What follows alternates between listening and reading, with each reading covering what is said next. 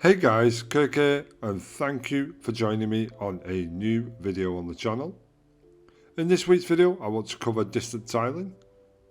And what I mean by distance tiling is we can adjust the UV scale of our texture based on distance from the camera. And when I say camera, I mean like the camera you're seeing on screen now, our viewport, or like the camera that's going to be attached to your blueprint for your first person or third person blueprint, if you like, on the template. We can adjust the UV scale of our texture based on that distance from the camera.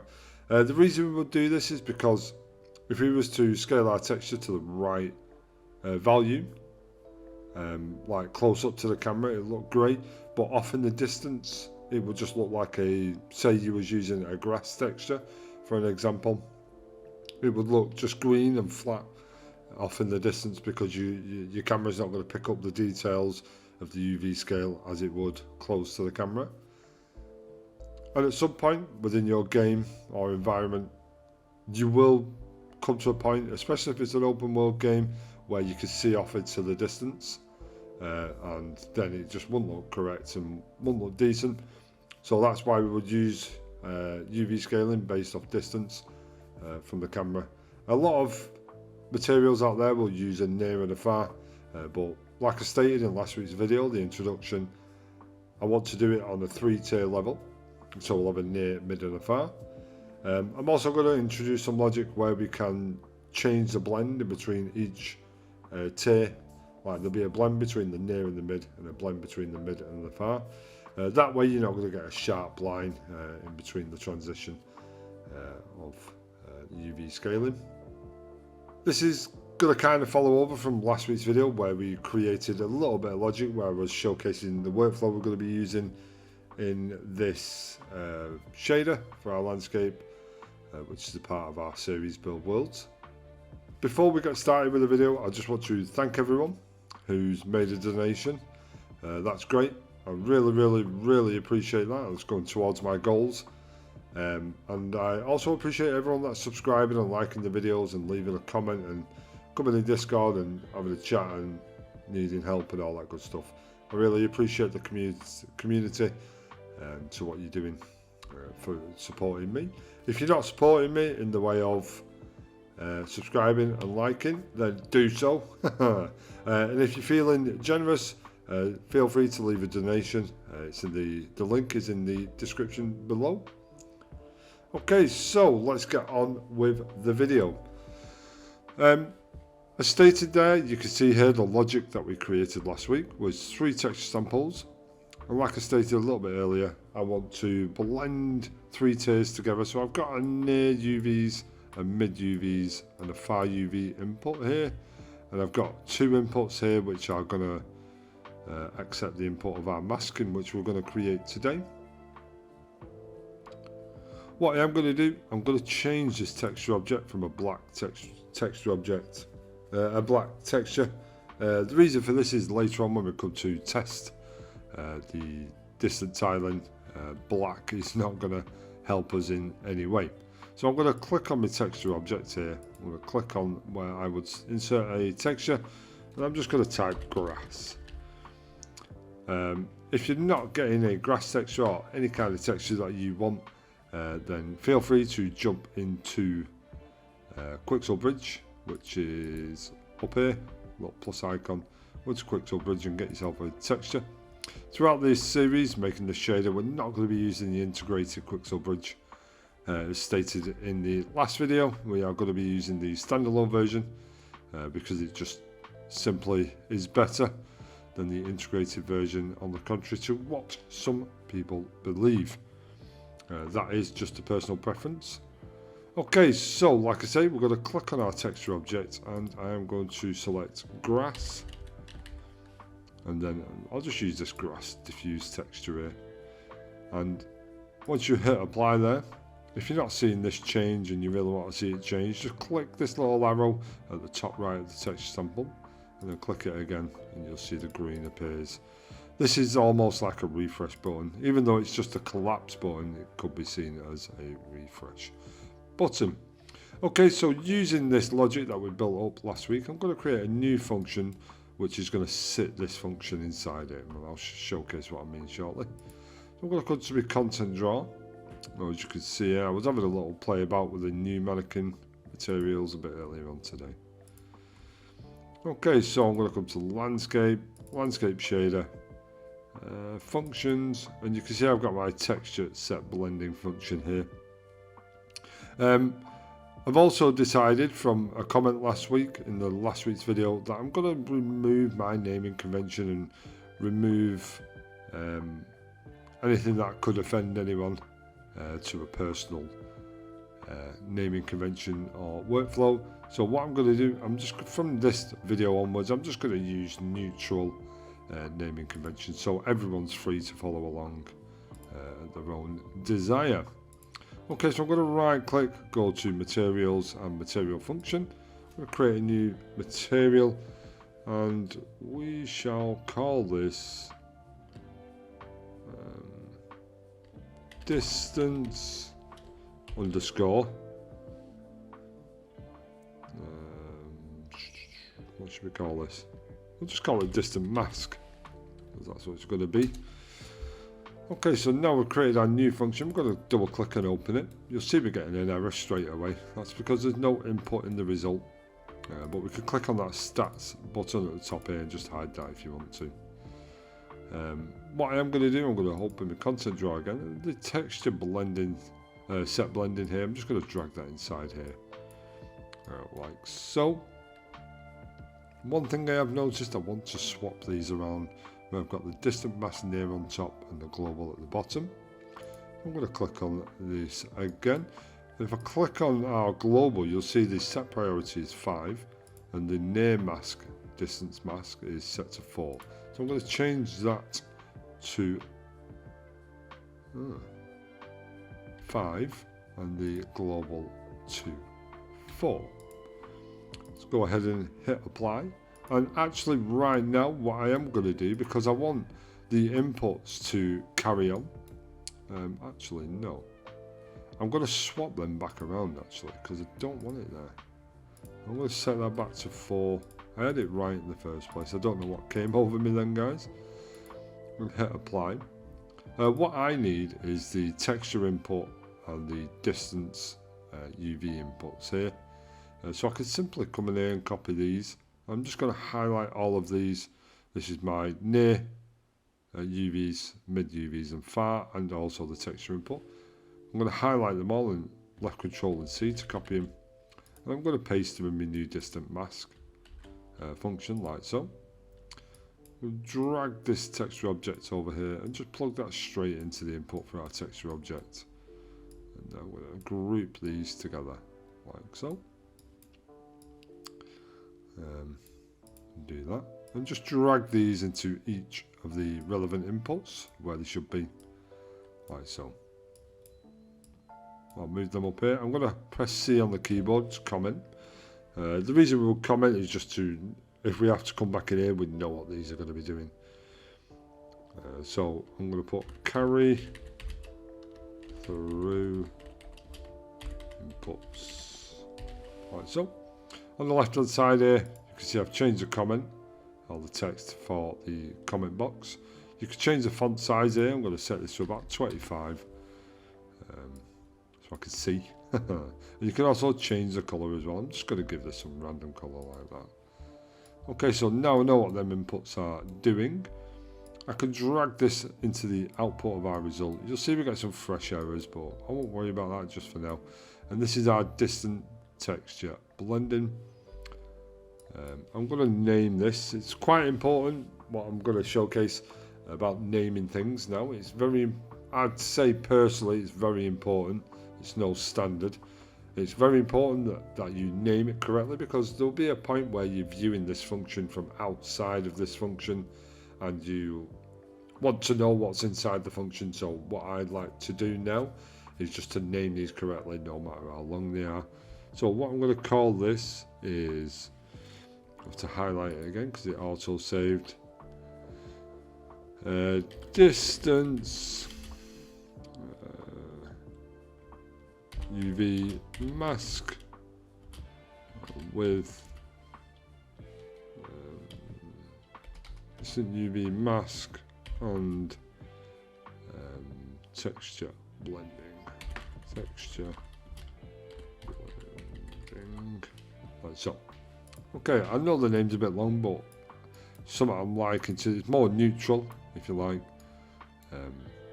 So okay, let's get rid of these errors. We've got a distant mask near and a distant mask global. That's what this is asking for. To get rid of this error, we're going to have to build our logic up for our distant mask. Okay, so to calculate our camera distance, what we need to do is to right click and just type in here, camera, and you'll see right at the top here in the coordinates section we have a camera position in world space. That's what the WS stands for. I'm going to click on that, and now we've got the information from our scene of our camera position. And what I want to do is to get our world position as well. And essentially when I get the world position, I'm just getting the information of our world and our UVs in the world, if you like, with our absolute world position. And what I want to do is to calculate the distance of our world position against our camera position. So you can just type distance in there, and you'll see you get lots and lots of options there and functions and all this good stuff. But if you scroll right down to the utility category here, you'll see something on its own saying distance. Just click on that and we'll get a distance node, and this is going to calculate the distance between our camera position and our world position. You can also highlight a node like this and press Ctrl and Alt, and it'll give you the reasons behind that particular node. As you can see there, it says the distance expression computes the whatever distance between 2 points, colours, positions or vectors. And as you can see, we've got a camera position and a world position, and it's going to calculate the positions. Okay, so what I want to do is to be able to adjust that distance. So I'm going to drag off our out pin of our distant node and get a divide node. And this divide node, like I say, is going to allow us to calculate or to adjust the distance between our camera position and world position. So we'll drag off the B input of our divide node and get a scalar parameter.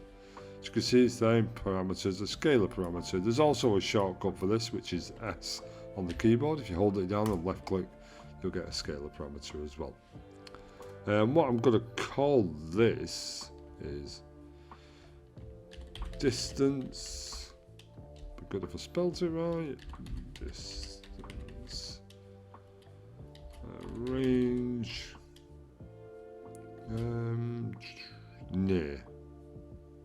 Range. From. We'll do brackets near. Like so. And what I'm doing there is clearly stating what this parameter is going to do. It's better than just having distance, range, near. Even though to the educated mind it'd be okay, but for argument's sake we'll keep the naming very accurate. So as you can see, we've got a distance range from camera near, and I'm going to duplicate that because we want one for far as well. So I'm going to go across here. I'm just going to change this name from near to far, like so. And we can duplicate this divide by highlighting it and controlling D and duplicate that. We'll drag off our distance into the divide, and we'll also drag our far into there, like so. From experience, I'm going to give these some default values. They might not be correct just yet, but I'll give it anyway. So in this default value for our near, I'm going to put about 15,000 centimeters. And then for the far, I'm going to go with about 35,000 in there. And what we need to do now is to round this off. We could use the round node, but it's not really ethical for this. As you can see, rounds the value up to the next whole number if the fractional part is greater or equal to half. You could use it, but it's just, we don't want to round it up to the next whole number. We need to kind of go backwards with that. So there's another node we can use, and it's called floor. We've got to floor the value essentially. We're going to get this floor, and if I control an alt on it, you'll see the floor expression takes in a value, rounds them down to the previous integer, and outputs the result. You also, as you can see there, see also seal and frac.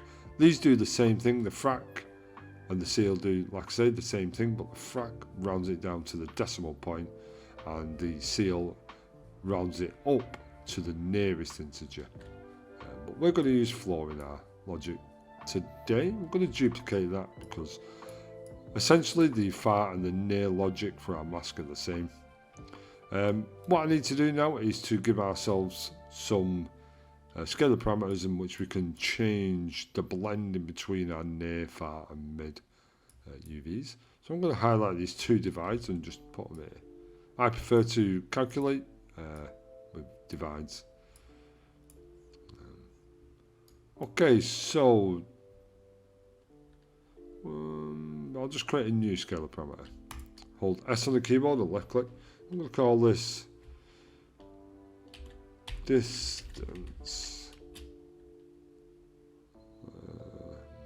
Distance range blending in brackets near. I'll duplicate that and change this name to far, like so. Okay, I'm just going to give these two a default of 2 just to start with. I may even do it to 1. It may have to change, I'm not sure yet.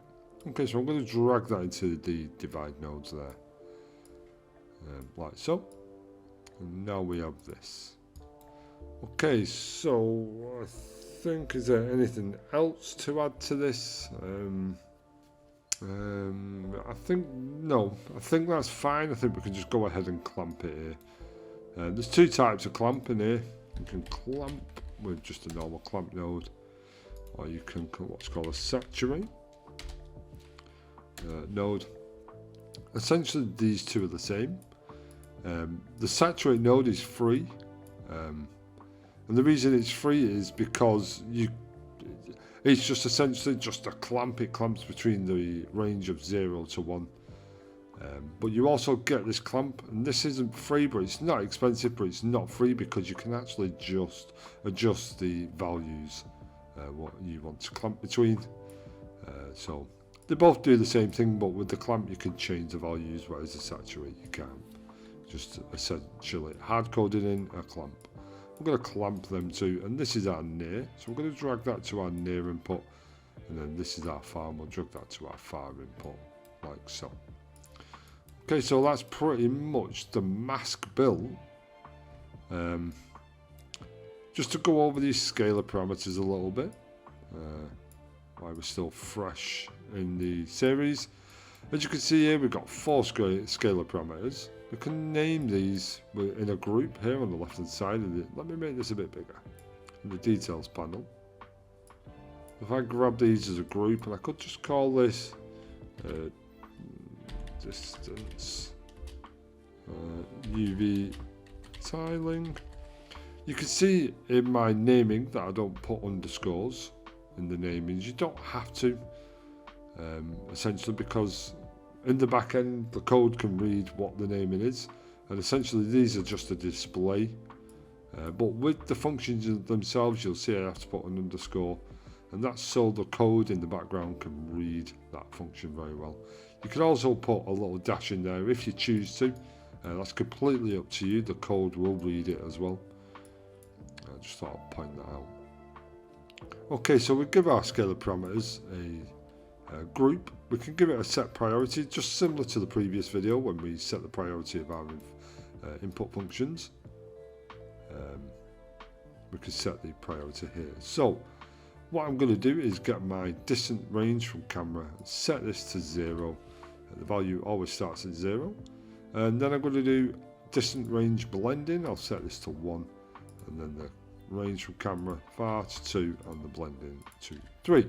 So okay, these are going to show in order, even though they're not in the order of what we like here. But to preview this, you can come to the left hand side where you got a details panel. If you go to the parameters, it will showcase what these will look like inside your material instance, which we'll get to a bit later on in the video. Okay, so the point I'm making here now is we've got these scalar parameters. You can also combine these all together into a compact source. You can do that with a vector 4. You can right click and type vector 4. Oh, vector 4. Well, let's just scroll down. We'll type vector in there and scroll down. And you'll see we get a constant 4 vector. There is a shortcut for this as well. If you just hold 4 on the keyboard and left click, you'll get the same thing. And what we can do with this, guys, is just right click, convert to a parameter. We could call this distance UV options. Right, so. And if we click on our distant UV options, what we can do here, default values, we can set our values, what we set here. And at the bottom you can set a channel name. So I can come into the red channel and say distance range from cam. I'm just going to do it like this because I'm not using the vector 4 in this particular function. I want to keep these separate, and I'll show why shortly. So, oh, hello, up in there.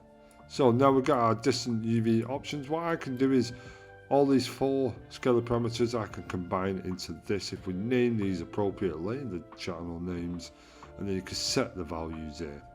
The downside to doing this is you can't set the value. You can set the value, but when you want to backdate it to defaults within the material instance, it will just default it to 0.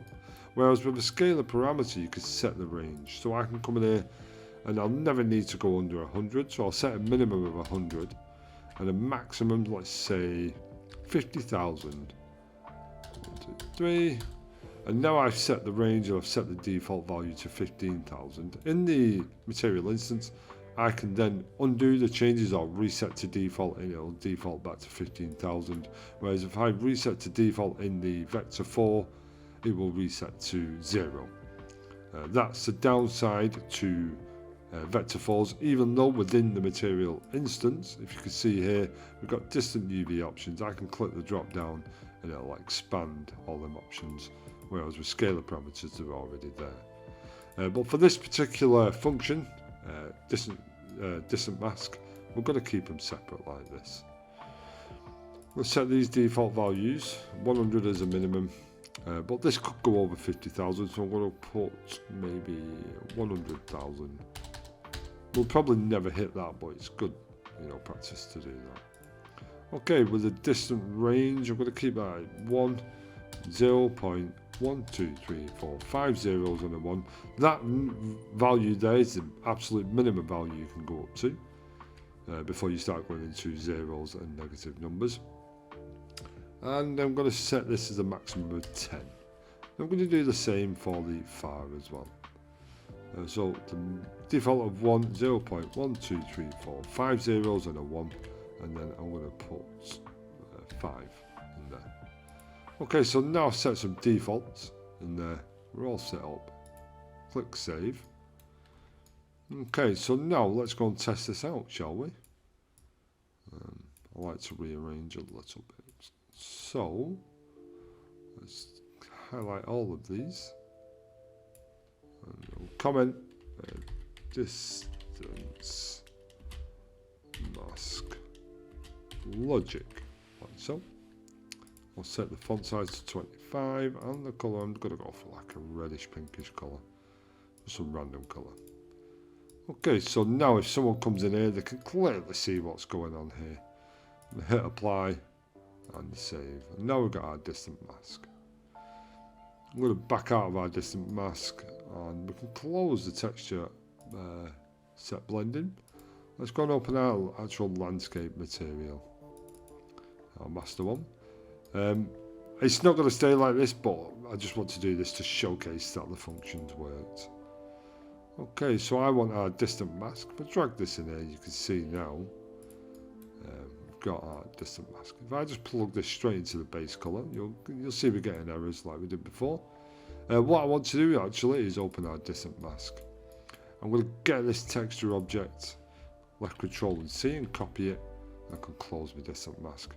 I'm going to click anywhere in this grey area, left control and V, and we've got our texture object. Plug that in, and now it's expecting our parameters here. So now we've got our texture object. This has got our grass texture in there. Let's create some logic for this distant UVs. So I've got 3 far, mid and near. So I want 3 multiplies. Like so. We'll group these together like so. Highlight them all, Shift and A to align them, and then we can move them. If we hold U on the keyboard, we'll get what's called a texture coordinate node. And the texture coordinate node is a vector 2, as it has U tiling and V tiling, so X and Y. And then we can just go ahead and plug this into the multiply of each of these multiplies. Plug this into the A input of these multiplies. Sorry. Okay, so what I will do, I'll use a vector 4 here, because these values can change all the time. So I'm going to right click on our vector 4, convert to a parameter. I'm going to call this distance UV tiling, like so. I'm going to name these accordingly as well, just to showcase us using this vector 4. So in the red channel, I'm going to go for distant UV far, so distance UV far, and then I'm going to highlight this right there. Let's just highlight the distance UV section. Let's Control and C, copy it, and there, and then mid. We'll go to the next one, and then near, like so. Okay, so now we've got them values in there. Let's just plug these into the B input of each of these multiplies, like so. And then I'll plug these multiplies into the relevant inputs of these this function. And there we go. And now we've got some sort of setup now. I hit apply there and save. Let's just save all our work, very important. It's only 260 instructions on the vertex shader, which is very good. Okay, so as you can see here, our grass texture is here, but we need to adjust our UVs. We'll open the content drawer, build worlds, landscape shader, and we're going to open this material instance, what we was talking about a bit earlier on. We open this up. You can see I've got all my parameters there now, what we've been sorting out. We've got my distant UV tiling, and you can see here the little drop down menu. This is how this can make it compact. I'm going to highlight these as well because we may need to change it. Okay, so for near, I'm just going to start increasing this and see what goes on here. It's actually got to be a large number, so 200, 300, 500. Let's go for 200 in here. As you can see, it's changed in the distance. Let's go for a 1, 2, 3, 5, 50. Let's just keep it there. Let's move up, like so. Something doesn't appear right here. Range from camera near. If we reduce that, you can see that sharp line between the greens is that near. Right, so you can change that. And like I was saying before, if I reset that, it goes back to 15,000. If I reset them to 5 UVs, it resets to 0. And for some reason, guys, something just doesn't seem right here. Let's open our distant mask. Wait there. Let's right click in there. I'm going to use a landscape coordinates node. These give better representation of a landscape. What I need to do is get the landscape size. I'll come to my outliner, click on landscape, and in the information section here, you can see at the bottom, overall resolution is 4033. We come back to here, our landscape layer quads, and in the mapping scale we want to set the size of our landscape, so 4033. Press enter, hit apply. Let's move this out of the way. And what I can do, instead of having to individually drag it into all of these multipliers, I can come to the output of this texture coordinates, hold left control down, and then you can see that little hand looking thing appear. Click and hold your left mouse button, drag and move into landscape coordinates. Hit apply. Should be all good here. Do this. It's got really large. Something doesn't appear to be right. As you can see, I could change my mid texture scale, but it doesn't look right. And I can change my far texture scale. Let's change that range from mid to far. Let's increase that. As you can see, that distance is going with it, which is great. If I move up like so, you can see the change between near, which is here, and then mid and far. Let's reduce this to a 5. 1, 2, 3, 5, 50, 100. And that is just not changing. 0.1, 1. This can be 2, and this can be 0.02. 0.1. There we go. What I'm doing is just adjusting the UVs to get that correct. Well, something's not right here. This texture doesn't look right. Let's just have a look through our material and see what the problem is. Okay, so my near tiling. Wait there. If we look here, guys, you'll see our distance. It's got the S on the end, and that's telling me the inputs here, scalar parameters. Like I indicated before, guys, with UVs, they are vector 2s. You can't adjust them really unless you instantiate the vector 2 earlier on in the function. You can't use scalar parameters. So what we need to do is highlight these inputs, and in the input type, change them to a vector 2. Go ahead and hit apply. And you can see they're still the same. Ah, wait, that it has to be the same in this texture step blending. Let's highlight our UVs far, mid, and near, and we'll change them to a vector 2 as well, like so. Hit apply, and then come to our world. And there we go. And something that's a representation. There's something wrong with our UVs near. Let's just increase or decrease that. Really small. Let me just have a look through here again. Something isn't right. So distance, mask, near. Have I disconnected anything? No. Everything seems to be fine. Good working order. Everything looks okay. Lerp, lerp. So I'm blending these lerps here.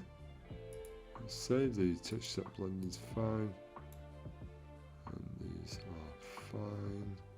Near. Is there something I am missing?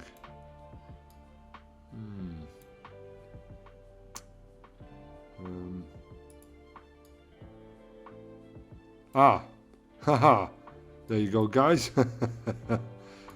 That's why I can't adjust my near. If you spotted that earlier on in the video, then congratulations. But yeah, that needs to be in there. Okay, hit apply. And now we should have something relatively decent. There you go. Now, let's adjust these. As you can clearly see here, guys, you can see how we're getting near far blended. So this close section here, where it's like a section here, that's our near, and then we get this band in the middle, which is our mid, and then that band on the outside, which is our far. So if I increase the far, let's go to around 50, you can see that line is moving. If I bring it back in, you can see how it's getting close and further out. Right, so I'm going to set this at value actually to 55,000. Right, so we've got a decent range, decent band for our mid. And maybe this one I'm going to set to around 20,000. Just to increase that near tiling a little bit. As you can see, there's a great amount of texture repetition, but that will be sorted out in coming videos. What I want to showcase now before we finish up with this is let's go for a 1 on our far. You can clearly see that there now. For our near, we can go for a 1.5. No, I want to really showcase, so 3, and then for this we can go a 5, 10. Okay, so we can clearly, we could see it a lot better before. So our far is 0.1, clearly 0.5, clearly see that. This could be a 1.5, maybe a 3, 0.5, 0.8. They just match it up too much. Let's reduce that texture there. So 0.2, yeah, and this could be a 0.7, 1. I can clearly see that, and then maybe a 3 there. I just want to showcase that we can clearly see the transition between near and far, with our mid included. What I want to do now is show this blending off a little bit. So what we can do is increase this blending ever so slightly. If I give a bigger default for our blending, that's 10. That's why. That's 10. That's 5. So I'll reduce that slider max to a 5. Hit apply, and that should marry up now and match up very well. Okay, so let's try this distance range blending near. I just increase this a little bit. You can see how this texture is starting to move into the mid. I just keep doing that. Yeah, you can still see the line, but it does more of a transition. Let's increase that blend a bit more. Right, so the reason you can still see the line is because of the texture scale. Once you get that texture scale to a more representation, let's increase that to 5. You can clearly see now. There's still a line if you watch the screen here. I'm not sure you can see it with the YouTube compression, but the textures are so close in scale. There's a nice bit of blending going on there now. And let's increase that far blend. I increase that. There you go. So let's just showcase this over here. If you keep watching this, you can see the texture scale changing. Let's make this a little bit more radical. Let's go 0.02 and then 0.5, and then this can be a 2. Right, so, and now you can still clearly see the blend between them both. Right, so if we watch that flatland area now, there we can see the transition. So that for me is quite successful. I've got a little mani here somewhere. There they are. And what I'm going to do, I'm going to use this mani. If we click on the mani, press F on the keyboard, it'll scale in. You can hold left alt down on the keyboard and hold your left mouse button down. You can rotate around mani there. But I'm just going to use mani for a reference scale of size. So UV's near. Let's start with 100, 200, 300, 350, 400. I think that is, let's go 450. Oh, that's 1. Let's go to a 450. There you go. We're getting a nice, that's about right. I'm liking the look of that scale, but if I go up now, you can clearly see the difference. But if you look closely at the line, you can see the blend. I'm still getting the small UV scale from our near blended into our middle, which is great. So for range, I want to reduce this a bit. If I go for a 350 here, and then in the far, let's go for a 200. There we go. Now you can hardly see that line, which is great. But in the distance, you can see the size of the texture, which is exactly what I'm looking for. Okay, so we've already got our Mani highlighted. Press F on the keyboard, zooms right in, and there we go. I'm happy with that, guys. I hope you are. That will now signify, let's just save everything up. Very important that we save, guys. I probably won't keep this tiling, but I'll change it in the next video. But as you can see here, we can easily compact that down into distant UV tiling, and it just makes the material instance a lot more compact, especially when you're going to have a lot of values like we will do in this shader by the end. Okay guys, so that signifies the end of the video. If you found this useful, hit the subscribe button, hit the like button, send a donation my way, I'll appreciate anything, and I shall see you in the next video. Thank you, goodbye.